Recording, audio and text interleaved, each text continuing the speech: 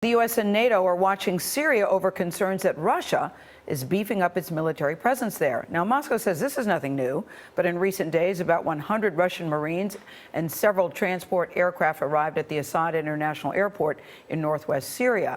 CBS News senior security contributor, that's Michael Morell, is a former CIA deputy director, and he joins us live from Washington. Mike, good morning.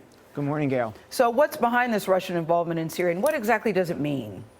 So here's what's happening. U.S. intelligence is monitoring Russian activity in northwest Syria, and what they're seeing is the arrival of prefabricated housing units for about 1,000 people, a portable air traffic control system, a tank landing ship. Not a lot of clarity on exactly what's happening here, but the leading theory is that the Russians are building an air base, and the concern is that they might conduct combat air operations out of that air base on behalf of President Assad and his fight against ISIS, al-Nusra, and the moderate opposition. So that's the concern. So, Mike, how does the U.S. potentially respond to that? So there's only one thing we can really do, which is try to stop the flow of these arms. And there's three ways for the Russians to get this stuff to Syria. One is to overfly Turkey. The Turks have said no. There's been a long history to that. The other way, and that's what's been happening, is over Bulgaria and Greece. But now the United States has reached out, and the Bulgarians have agreed no more flights.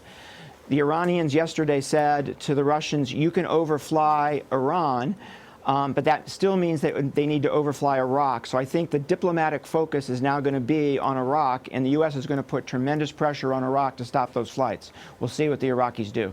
Mike, I want to get your thoughts this morning about a story in the Daily Beast about 50 intelligence officials who have said that in some cases their reports have been altered by senior officials, in some cases to make it look like the fight against ISIS and al-Qaeda is going better than it might be. What's your reaction to that?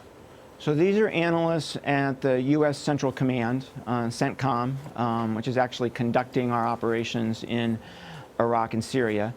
One of the central tenets, one of the key aspects of the policymaking process in the United States is that analysts get to say what they think without any interference, without anybody changing it.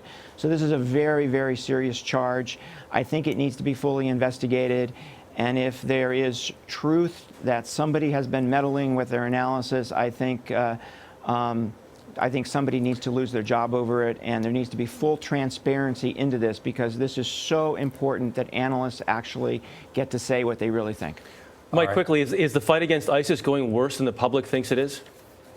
So I think there's three battlefields.